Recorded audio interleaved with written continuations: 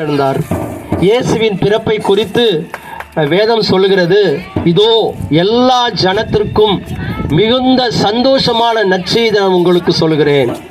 இன்று கர்த்தராக இயேசு என்னும் இரட்சகர் தாவீதின் ஊரிலே பிறந்திருக்கிறார். பிள்ளையை துணியில் சுற்றி முன்னிலையில் கிடைத்திருக்க காண்பீர்கள். இதுவே உங்களுக்கு அடையாளம். எல்லா ஜனத்திற்கும் ஒரு சந்தோஷமான செய்தி என்னவென்றால் இயேசுவினுடைய பிறப்பு. இயேசுவின் பிறப்புல அப்படி என்ன சந்தோஷம் இருக்கிறது என்று சொன்னால், மனிதனுடைய பாவத்திற்காக நம்ம பலவிதமான பரிகாரங்களை செலுத்துகிறோம். ஆடு வெட்டுறோம், கோழி வெட்டுறோம். அதாவது மனிதனுடைய பாவத்திற்காக ரத்தம் சிந்த வேண்டும். இப்போ நம்ம கோழி, ஆடு இதெல்லாம் நம்ம எதுக்காக பலியிட சொன்னால், என் மேலே இருக்கிற சாபம் நீங்கணும், பாவம் நீங்கணும். அதனால தான் எல்லா மதத்தினரும் இரத்தத்தை பலியாக கொடுக்கிறார்கள். ஆனால் மனிதனுடைய இரத்தத்தை மிருகத்தினுடைய இரத்தத்தினால் விடுதலை தர முடியாது என்பதற்காக ஆண்டவராகிய இயேசுவே இந்த உலகத்திற்கு வந்து நம்முடைய எல்லா பாவங்களையும் தன்மேல் ஏற்றுக்கொண்டு அவர் சிலுவையிலே மரித்தார். மரித்து 3ஆம் நாள் அவரை அடக்கம் செய்தார்கள். 3ஆம் நாள் அவர் உயிரோடு எழுந்தார். இன்றைக்கும் அவர் ராஜாதி ராஜாவாக சிங்காசனத்தில் வீற்றிருக்கிறார். அந்த தேவன் மீண்டுமாக இந்த உலகத்திற்கு வரப்போகிறார். எதற்காக வரார் என்று சொன்னால், இரட்சகராக வரவில்லை, நியாயாதிபதியாக வரப்போகிறார். அதுவும் நீதி உள்ள நியாயாதிபதியாய் வரப்போகிறார். அவர் வந்து என்ன செய்வார் என்றால், நாம் செய்கிற நன்மை தீமைக்கு ஏற்ற பலனை நமக்கு கொடுப்பதற்காய் வரப்போகிறார். உதாரணத்திற்கு, நம்ம ஒரு வயலுக்கு வேலைக்கு சென்றால் வேலை முடிந்த பிறகு நம்முடைய வேலைக்கு ஏற்ற ஊதியத்தை என்ன பண்ணுவாங்க, வயல்காரங்க தருவாங்க. அதை போல நாம் இந்த உலகத்தில் வாழ்கிற நன்மையானாலும் தீமையானாலும் எல்லா காரியத்திற்கும் ஒரு பிரதி பலனை தேவன் நமக்காக கொடுக்க போகிறார். சில நம்ம சொல்லுவோம், நான் செய்கிறது யாருமே புரிஞ்சிக்க மாட்டுறாங்க, நான் நல்லது தான் செய்கிறேன், அவங்க எனக்கு கெட்டது செய்கிறாங்க, என் நன்மை யாருமே புரிஞ்சிக்க மாட்டான்னு சொல்கிறீங்களா? உங்கள் நன்மையெல்லாம் கடவுள் ஒருத்தர் கணக்கில் எழுதி வச்சிருக்கிறார். நீங்கள் செய்கிற ஒவ்வொரு நன்மையும் மனிதர்கள் மறந்து போனாலும் கடவுள் மறப்பதில்லை. ஒவ்வொருத்தருடைய பெயரை போட்டு நீங்கள் செஞ்ச நன்மைகள் எல்லாம் அவர் எழுதி வைத்திருக்கிறார்.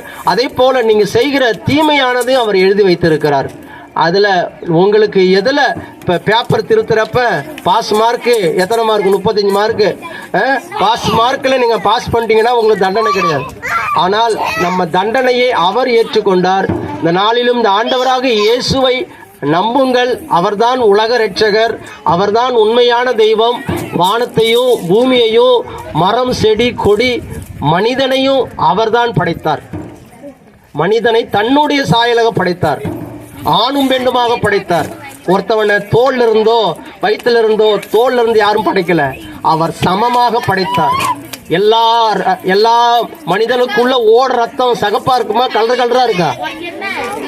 ஒரே ரத்தம் தான். வேதம் சொல்லுகிறது, ஒரே ரத்தத்தினாலே பூமியில் இருக்கிற எல்லா ஜனங்களையும் உண்டு பண்ணினார் என்று வேதம் சொல்லுகிறது.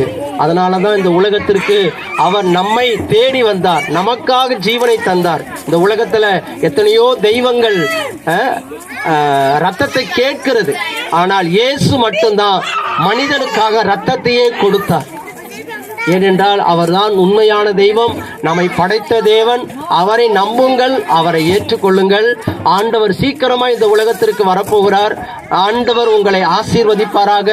இயேசு பிறந்ததினால் உண்டான சமாதானம், அன்பு உங்கள் அனைவர் மேலும் இருப்பதாக. ஆண்டவர் உங்களை ஆசீர்வதிப்பாராக. உங்கள் வீடுகளிலே சமாதானம் இருப்பதாக. உங்களுடைய எல்லா காரியத்திலும் கர்த்தர் உங்களுக்கு ஆசீர்வாதத்தை தருவாராக. இந்த நாளில் நீங்கள் ஆர்வமாய் கேட்டீர்கள். கடவுள் உங்களை ஆசீர்வதிப்பாராக. உங்கள் அனைவருக்கும் இனிய கிறிஸ்துமஸ் புத்தாண்டு வாழ்த்தலை தெரிவித்துக் கொள்கிறோம். ஐயா உங்களுக்கு, அம்மா உங்களுக்கு எங்கள் கிறிஸ்துமஸ் வாழ்த்துக்கள்.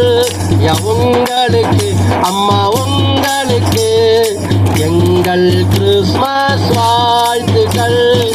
எங்கள் கிறிஸ்துமஸ் வாழ்த்துக்கள், இனிய புத்தாண்டு வாழ்த்துக்கள்.